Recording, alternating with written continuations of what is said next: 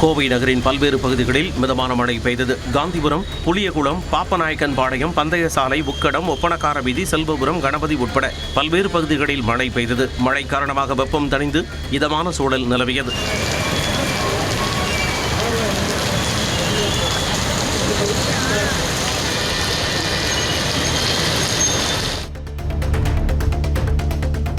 மதுரை அவனியாபுரம் அரசு பள்ளியில் ஹாலோகிராம் தொழில்நுட்பத்தில் விஞ்ஞானி ஆல்பர்ட் ஐன்ஸ்டீன் பற்றி காட்சிப்படுத்தப்பட்டது.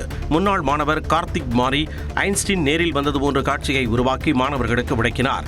ஐன்ஸ்டீன் தமிழில் உரையாடுவது போல காட்சிப்படுத்தப்பட்டது மாணவர்களுக்கு புதுமையான அனுபவத்தை ஏற்படுத்தியது.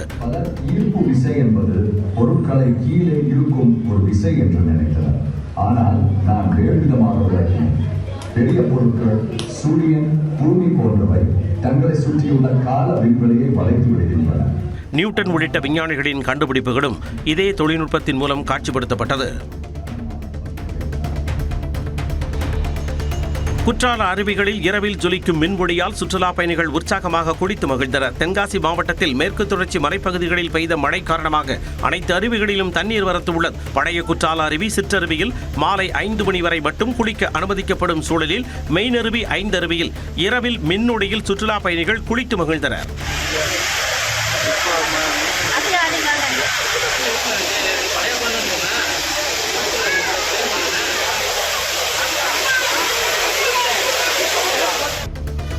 சென்னை மதுரவாயிலில் பலத்த காற்றுடன் பெய்த கனமழையால் ராட்சத பேனர் விழுந்து விபத்து ஏற்பட்டது. நெடுஞ்சாலையில் ஓரமாக வைக்கப்பட்டிருந்த ராட்சத விளம்பர பேனர் திடீரென அடியோடு இடிந்து கீழே விழுந்த நிலையில் அருகே பேருந்து நிறுத்தத்தில் நின்றிருந்த பொதுமக்கள் அச்சத்தில் நாலாபுறமும் அலறி அடித்தபடி ஓட்டம் பிடித்தனர். டீ கடை மீது பேனர் விழுந்ததில் கடை சேதமடைந்தது.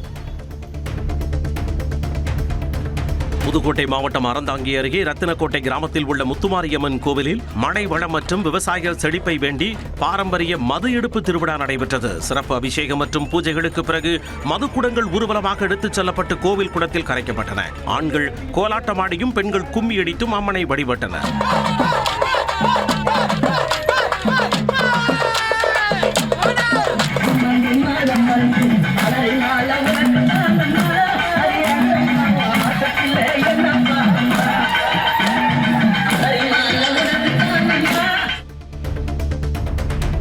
கொடைக்கானல் மற்றும் சுற்றுவட்டார பகுதிகளில் 2வது நாளாக தொடர்ந்து மழை பெய்தது. மாலை முதல் கருமேகங்கள் சூழ்ந்த நிலையில் இரவு நேரத்தில் சுமார் 2 மணி நேரத்திற்கு மேலாக மிதமான மழை கொட்டியது. ஏரிச்சாலை, அப்சர்வேட்டரி, வட்டக்கானல், ஆனந்தகிரி, மூஞ்சிக்கல், அண்ணாநகர் உள்ளிட்ட பல்வேறு பகுதிகளில் பரவலாக மழை பதிவானது. தொடர்ந்து பெய்து வரும் மழையால் முக்கிய குடிநீர் ஆதாரங்களின் நீர்மட்டம் உயர்ந்து குடிநீர் தட்டுப்பாடு குறையும் என எதிர்பார்ப்பு ஏற்பட்டுள்ளது.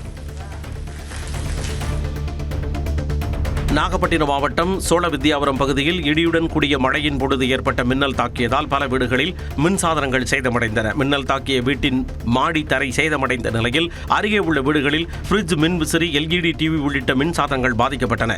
செல்போன் டவர்கள் இருந்த போதிலும் வீடுகள் மீது மின்னல் தாக்கியதற்கான காரணம் குறித்து ஆய்வு நடத்தி எதிர்காலத்தில் இதுபோன்ற சம்பவங்களை தடுக்க நடவடிக்கை எடுக்க வேண்டும் என பொதுமக்கள் கோரிக்கை விடுத்துள்ளனர்.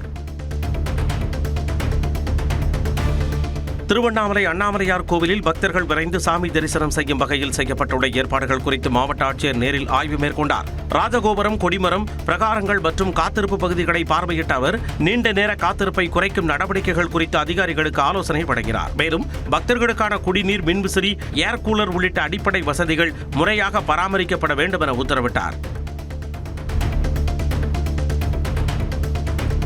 புதுச்சேரி சுயப்ரைன் வீதியில் உள்ள அலையன்ஸ் பிரான்சே அரங்கில் பிரதிபலிப்பு என்ற தலைப்பில் ஓவியம் மற்றும் காகிதக்கூழ் பொம்மை கண்காட்சி நடைபெறுகிறது. மனிதர்களின் உணர்வுகள் மற்றும் சிந்தனைகளை பிரதிபலிக்கும் வகையில் உருவாக்கப்பட்ட கலைப்படைப்புகள் 7,000 ரூபாய் முதல் 6 லட்சம் ரூபாய் வரை மதிப்பிடப்பட்டுள்ள இந்த படைப்புகள் வரும் 23ஆம் தேதி வரை காட்சிப்படுத்தப்படுகின்றன.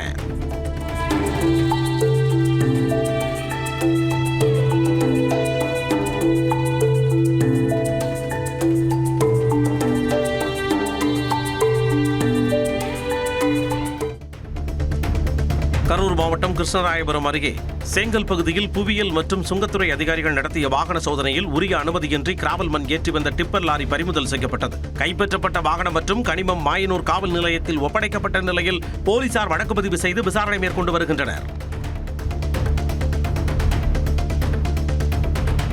திருச்சி அரசு மருத்துவமனையில் சிகிச்சை பெற்று வந்த கைதி தப்பி ஓடிய சம்பவம் பரபரப்பை ஏற்படுத்தியுள்ளது. கேரள மாநிலம் கொல்கத்தாவைச் சேர்ந்த அபிஜித் திருட்டு வழக்கில் திருச்சி இருப்பு பாதை காவல்துறையால் கைது செய்யப்பட்டார். கடந்த 16ஆம் தேதி அவருக்கு உடல்நலக்குறைவு ஏற்பட்டு மகாத்மா காந்தி நினைவு அரசு மருத்துவமனையில் அனுமதிக்கப்பட்டார். ஸ்கேன் எடுக்க அழைத்துச் செல்லப்பட்ட பொழுது மருத்துவமனையில் இருந்து தப்பி ஓடினார். தப்பியோடிய அபிஜித்தை தீவிரமாக தேடி வருகின்றனர். ஓமன் கடலில் சரக்கு கப்பலில் பணியாற்றிய பொழுது உயிரிழந்த தூத்துக்குடி மாலுமி நிஷாந்தின் உடல் உடனடியாக மீட்டு குடும்பத்தினரிடம் ஒப்படைக்கப்பட வேண்டும் என கோரி தூத்துக்குடி சிதம்பரம் நகரில் CITU மற்றும் forward seamen union of India சார்பில் போராட்டம் நடைபெற்றது. நிஷாந்தின் குடும்பத்திற்கு 1 கோடி ரூபாய் இழப்பீடு, அவரது மனைவிக்கு அரசு வேலை வழங்க வேண்டும் என்றும் தமிழக அரசு தீவிரமாக தலையிட்டு நடவடிக்கை எடுக்க வேண்டும் என்றும் அவர்கள் வலியுறுத்தினர். திண்டுக்கல் மாவட்டம் கொடைக்கானல் நகராட்சி அலுவலகத்தில் நகர்மன்ற தலைவர் அறையில் வைக்கப்பட்டிருந்த முதலமைச்சர் விஜயின் புகைப்படம் மாற்றப்பட்டதாக குற்றம் சாட்டி தாவேகாவினர் முற்றுகை போராட்டத்தில் ஈடுபட்டனர். முன்னதாக வைக்கப்பட்டிருந்த முதல்வர் புகைப்படம் அகற்றப்பட்டு முன்னாள் முதலமைச்சர் மு.க. ஸ்டாலின் மற்றும் முன்னாள் அமைச்சர்களின் புகைப்படங்கள் மீண்டும் பொருத்தப்பட்டதாக அவர்கள் தெரிவித்தனர். இதையடுத்து நகராட்சி அதிகாரிகளிடம் முறையிட்ட தாவேகாவினர் முதல்வரின் புகைப்படம் உரிய இடத்தில் மீண்டும் வைக்கப்பட வேண்டும் என வலியுறுத்தினர். சென்னை RK நகர் ஏகாம்பரம் தெருவில் மின்வாரிய பணிக்காக தோண்டப்பட்ட பள்ளம் பாதுகாப்பின்றி விடப்பட்ட நிலையில் மழைநீர் தேங்கியதால் மின் கேபிள்கள் பட்டாசு போல வெடித்த சம்பவம் அதிர்ச்சியை ஏற்படுத்தியது. திறந்த பள்ளங்களை உடனடியாக மூடி பாதுகாப்பு ஏற்பாடுகளை மேற்கொள்ள வேண்டும் என பொதுமக்கள் கோரிக்கை விடுத்துள்ளனர்.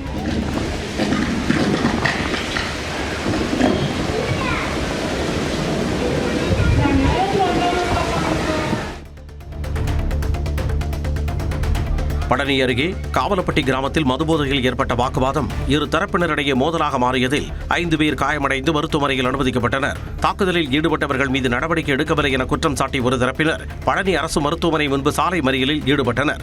உரிய நடவடிக்கை எடுக்கப்படும் என காவலர்கள் உறுதியளித்ததைத் தொடர்ந்து போராட்டம் கைவிடப்பட்டது. மதுரை மாவட்டம் திருமங்கலம் மற்றும் அதன் சுற்றுவட்டார பகுதிகளில் அரை மணி நேரத்திற்கு மேலாக பலத்த மழை பெய்தது. பாண்டியன் நகர், வடகரை, செங்குடம், கரிசல்பட்டி, வாகைக்குடம், புங்கக்குடம் உள்ளிட்ட பகுதிகளில் மழைநீர் சாலைகளில் வெள்ளம் போல ஓடியது. நீண்ட நாட்களாக நிலவிய வெப்பம் தணிந்து குளிர்ச்சியான சூழல் ஏற்பட்டதால் பொதுமக்கள் மகிழ்ச்சி அடைந்தனர்.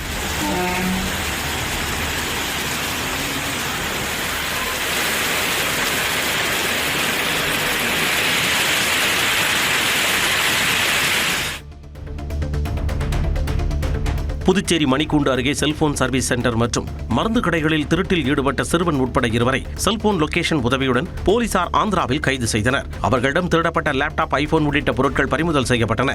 இந்த திருட்டுக்கு மூளையாக செயல்பட்ட பிரபல திருடன் நகுரான் தற்பொழுது ஆந்திரா சிறையில் உள்ள நிலையில் அவரை காவலில் எடுத்து விசாரிக்க போலீசார் நடவடிக்கை மேற்கொண்டுள்ளனர். தொடர் மழையால் கோவை குற்றால அருவியில் வெள்ளப்பெருக்கு ஏற்பட்டுள்ளது. மேற்கு தொடர்ச்சி மலை பகுதிகளில் பெய்து வரும் தென்மேற்கு பருவமழையால் கோவையின் முக்கிய சுற்றுலா தலமான கோவை குற்றாலம் அருவியில் வெள்ளப்பெருக்கு ஏற்பட்டுள்ளது.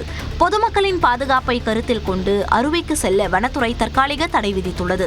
நீர்வரத்து சீராகும் வரை கோவை குற்றாலம் சூழல் சுற்றுலா மையம் மூடப்பட்டு வனத்துறையினர் தீவிர கண்காணிப்பில் ஈடுபட்டு வருகின்றனர்.